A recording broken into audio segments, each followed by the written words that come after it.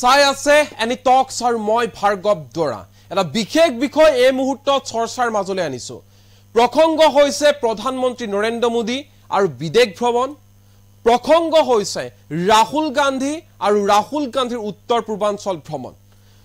main পইণ্টলৈ আহিছো যে 3 দিনীয়া কাৰ্যসূচীৰে বিদেশ ভ্ৰমণলৈ গৈছে নৰেন্দ্ৰ মোদী ৰাছিয়া আৰু অষ্ট্ৰিয়ালৈ গৈছে নৰেন্দ্ৰ মোদী ইয়াৰ সমান্তৰালকৈ একেদিনাখনি দুদিনীয়া কাৰ্যসূচীৰে উত্তৰ পূৰ্বাঞ্চললৈ আহিছে কংগ্ৰেছৰ যুৱৰাজ তথা বিৰোধী দলপতি ৰাহুল গান্ধী প্ৰধানমন্ত্ৰী হিচাপে দায়িত্ব লোৱাৰ পিছতে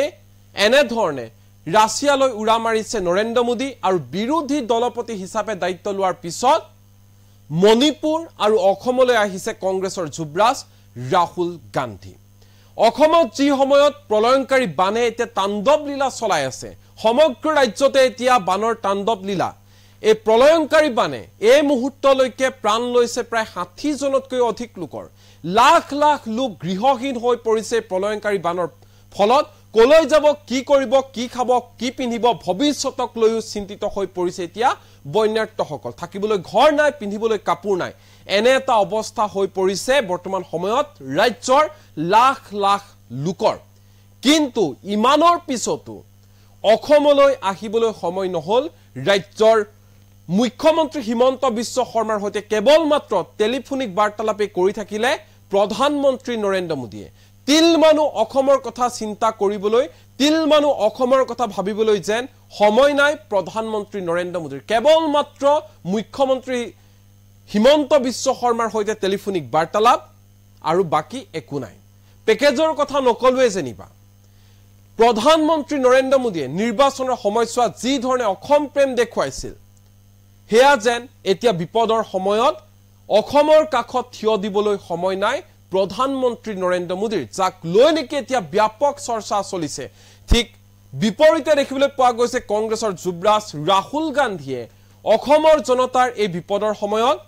অসমৰ মাটিত উপস্থিত হৈছে অসমৰ বন্যাৰ্তসকলৰ সমস্যা অভিযোগ এবোৰ বুজ লৈছে নিজে পৰ্যবেক্ষণ কৰিছে মত বিনিময় কৰিছে ইয়াৰ সমান্তৰালকৈ মণিপুৰৰ প্ৰসংগলৈ আহিছো মণিপুৰৰ ক্ষেত্ৰত আজি কুপতি তিল মানুহ এবাৰো মণিপুৰক লৈ কোনো ধৰণৰ ডাঙৰ মন্তব্য নকৰিলে প্ৰধানমন্ত্ৰী নৰেন্দ্ৰ মোদীয়ে হিংসা জৰ্জৰ মণিপুৰলৈ আহিবলৈ সময় নেপালে প্ৰধানমন্ত্ৰী নৰেন্দ্ৰ মোদীয়ে ইয়াৰ হলনি প্ৰধানমন্ত্ৰী নৰেন্দ্ৰ মোদী গল বিদেশলৈ এই মুহূৰ্তত জনাইছো এক গুৰুত্বপূৰ্ণ খবৰ প্ৰলয়ংকাৰী বানত ককবকাই আছে অসমৰ জনতা অসমৰ লাখ লাখ জনতা ককবকাই আছে হিংসা জৰ্জৰ মণিপুৰত এতিয়াও বিৰাজমান তীব্ৰ উত্তেজনা কিন্তু নৰেন্দ্ৰ মোদী পালেগৈ ৰাছিয়া আৰু অষ্ট্ৰিয়া সময় নাই নৰেন্দ্ৰ মোদীৰ মণিপুৰলৈ আহিবলৈ সময় নাই নৰেন্দ্ৰ মোদীৰ অসমলৈ আহিবলৈ নৰেন্দ্ৰ মোদীৰ 3 দিনীয়া ভ্ৰমণসূচীক লৈ এটা দেশজুৰি ব্যাপক চৰ্চা আৰম্ভ হৈছে অসমৰ বান পৰিস্থিতিক লৈ আৰু মণিপুৰৰ সমস্যাক লৈ সময় নাই প্ৰধানমন্ত্ৰী নৰেন্দ্ৰ মোদীৰ এবাৰো অসমৰ কথা আৰু মণিপুৰৰ কথা ভাবিবলৈ যেন চিন্তা নকৰে নৰেন্দ্ৰ মোদীয়ে ইয়াৰ বিপৰীতে দুদিনীয়া কাৰ্যসূচীৰে উত্তৰ পূৰ্বাঞ্চল ভ্ৰমণলৈ আহিল কংগ্ৰেছৰ যুৱৰাজ ৰাহুল গান্ধী প্ৰধানমন্ত্ৰী হিচাপে দায়িত্ব লৈ বিদেশলৈ গল নৰেন্দ্ৰ মোদী আৰু বিৰোধী দলপতি হিচাপে দায়িত্ব লৈ এই বিপদৰ সময়ত অসম আৰু মণিপুৰলৈ আহিল ৰাহুল গান্ধী এয়া হৈছে পাৰ্থক্য প্ৰধানমন্ত্ৰী নৰেন্দ্ৰ মোদী আৰু বিৰোধী দলপতি ৰাহুল গান্ধী অসমৰ বানপীড়িতৰ কাখত কংগ্ৰেছৰ যুৱৰাজ ৰাহুল গান্ধী বন্যাৰ্তসকলৰ হৈতে মত বিনিময় কৰিলে ৰাহুল গান্ধীয়ে পৰিদৰ্শন কৰিলে বানপীড়িতৰ শিবিৰ কেৱল ইমানেই নহয় ইয়াৰ পিছত ৰাহুল গান্ধী গল মণিপুৰলৈ কাছাৰৰ লক্ষীপুৰৰ আশ্ৰয় শিবিৰত উপস্থিত হৈ বন্যাৰ্তৰ হৈতে মত বিনিময় কৰিলে ৰাহুল গান্ধী তেওঁলোকৰ অভাৱ অভিযোগৰ কথা বুজ ললে ইয়াৰ পিছতে জিৰিবামত আশ্ৰয় লৈ থকা মণিপুৰৰ সন্ত্ৰাস জৰ্জৰ শৰণাৰ্থীৰ হৈতে মত বিনিময় কৰিলে ৰাহুল গান্ধীয়ে জিৰিবামৰ পৰা ৰাহুল গান্ধী গল সুৰাচন্দ্ৰপুৰ আৰু মৈৰাঙলৈ তাতো মণিপুৰৰ যিসকল হিংসা যুঁজৰ মণিপুৰৰ যিসকল শৰণাৰ্থী আছে তেওঁলোকৰ হৈতে মত বিনিময় কৰিলে ইম্ফলত নিশাটো পাৰ কৰি কাইলৈ ইম্ফলৰ পৰা নাগালেণ্ড অভিমুখে ৰাওনা হ'ব ৰাহুল গান্ধী কিন্তু তাৎপৰ্যপূৰ্ণ কথা যে যি সময়ত বানে তাণ্ডৱ লীলা চলাই আছে সমগ্ৰ অসমত শদিয়াৰ পৰা ধুবুৰীলৈকে উজনি অসমৰ পৰা নামনি অসমলৈকে উত্তৰ অসমলৈকে সকলোতে কেৱল মাত্ৰ পানী আৰু পানীত ককবকাইছে সৰ্বসাধাৰণ জনতা লাখ লাখ লোক গৃহহীন হৈ পৰিছে কিন্তু ইমানৰ পিছতো অসমলৈ আহিবলৈ সময় নহল প্ৰধানমন্ত্ৰী নৰেন্দ্ৰ মোদী ৰাজ্যৰ এক প্ৰকাৰ ক'ব গ'লে 29খন জিলাৰ প্ৰায় 24 লাখ লোকে হাহাকাৰ কৰি আছে এনে সময়ত প্ৰধানমন্ত্ৰী নৰেন্দ্ৰ মোদী তিল মানুহ সময় নোলাল অসমলৈ আহিবলৈ অসমৰ বন্যাত্মৰ সমস্যা অভিযোগসমূহ বুজ ল'বলৈ মত বিনিময় কৰিবলৈ বা বান পৰিস্থিতি পৰ্যবেক্ষণ কৰিবলৈ আহৰি নাপালে নৰেন্দ্ৰ মোদীয়ে ইয়াৰ সলনি নৰেন্দ্ৰ মোদী গ'লগৈ ৰাছিয়া আৰু অষ্ট্ৰিয়ালৈ গৈছে নৰেন্দ্ৰ মোদী তিনিদিনীয়া কাৰ্যসূচীৰে তেওঁ বিদেশলৈ ৰাওনা হৈছে ইয়াৰ বিপৰীতে দেখিবলৈ পোৱা গ'ল কংগ্ৰেছৰ যুৱৰাজ ৰাহুল গান্ধী এই বিপদৰ সময়ত অসমৰ বিপদৰ সময়ত মণিপুৰৰ বিপদৰ সময়ত এটা কাখত থিয় দিছে কংগ্ৰেছৰ যুৱৰাজ ৰাহুল গান্ধীয়ে বিৰোধী দলপতি হিচাপে ৰাহুল গান্ধীয়ে এনেধৰণে উত্তৰ পূৰ্বাঞ্চল ভ্ৰমণলৈ আহিছে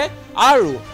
মত বিনিময় কৰিছে ৰাহুল গান্ধী উত্তৰ পূৰ্বাঞ্চলক লৈ ইমান অনিহা ইমান অৱজ্ঞা কিয় প্ৰধানমন্ত্ৰী নৰেন্দ্ৰ মোদী এই প্ৰশ্ন এই মুহূৰ্তত উত্থাপন হৈছে প্ৰশ্ন উত্থাপন হোৱাটো স্বাভাৱিক কথা কিয়নো কেৱল মাত্ৰ নিৰ্বাচন আহিলেহে নিৰ্বাচনৰ সময় হলেহে প্ৰধানমন্ত্ৰী মোদীৰ মনত পৰে নেকি অসমলৈ কেৱল মাত্ৰ ভোটৰ অংক জড়িত হৈ থাকে নেকি নৰেন্দ্ৰ মোদীৰ অসম ভ্ৰমণত কেৱল মাত্ৰ ভোট পাবৰ বাবে অসমলৈ আহে নেকি নৰেন্দ্ৰ মোদী কিয় বাৰে বাৰে এনে ধৰণে অবহেলিত হৈ আছে উত্তৰ পূৰ্বাঞ্চল মণিপুৰৰ কথা নকলোৱে জানিবা মণিপুৰৰ ইমান ডাঙৰ এটা ঘটনা কিন্তু মণিপুৰত যাবলৈ সাহস নকৰিলে নৰেন্দ্ৰ মোদী ইয়াৰ সলনি ৰাহুল গান্ধীয়ে ভাৰতৰ ন্যায় যাত্ৰা যেতিয়া আৰম্ভ কৰিছিলে তেতিয়া মণিপুৰৰ পৰা সেই যাত্ৰা আৰম্ভ কৰিছিলে আৰু মণিপুৰত তেতিয়া যি ধৰণৰ পৰিস্থিতিৰ সৃষ্টি হৈছিল সেই বিপদৰ সময়তো মণিপুৰৰ কাষত আছিল ৰাহুল গান্ধী এতিয়াও যেহেতু অশান্ত জৰ্জৰ হৈ আছে মণিপুৰ এই সময়ছোৱাটো মণিপুৰৰ কাষত থিয় দিছে ৰাহুল গান্ধীয়ে মণিপুৰৰ জনতাৰ কাষত থিয় হৈ তেওঁলোকৰ সমস্যা অভাৱ অভিযোগ বুজ লৈছে মত বিনিময় কৰিছে ৰাহুল গান্ধী কিন্তু সময় নাই নৰেন্দ্ৰ মোদীৰ যি সময়ত অসমত প্ৰলয়ংকাৰী বানে তাণ্ডৱ লীলা চলাইছে গৃহহীন হৈ পৰিছে লাখ লাখ লোক তেনে সময়তে বিদেশলৈ উৰা মাৰিছে প্ৰধানমন্ত্ৰী নৰেন্দ্ৰ মোদীয়ে যি সময়ত অশান্ত জৰ্জৰ মণিপুৰত এতিয়াও শান্তি ঘূৰি অহা নাই বিৰাজ কৰি আছে তীব্ৰ উত্তেজনা তেনে সময়তে মণিপুৰলৈ আহিবলৈ এবাৰো সময় নহল প্ৰধানমন্ত্ৰী নৰেন্দ্ৰ মোদীৰ আৰু সেইগৰাকী মোদীয়ে তৃতীয়বাৰলৈ প্ৰধানমন্ত্ৰী দায়িত্ব লৈ এতিয়া পালেগৈ ৰাছিয়া আৰু অষ্ট্ৰিয়া এয়াই নেকি উত্তৰ পূৰ্বাঞ্চলৰ প্ৰতি অসমৰ প্ৰতি মণিপুৰৰ প্ৰতি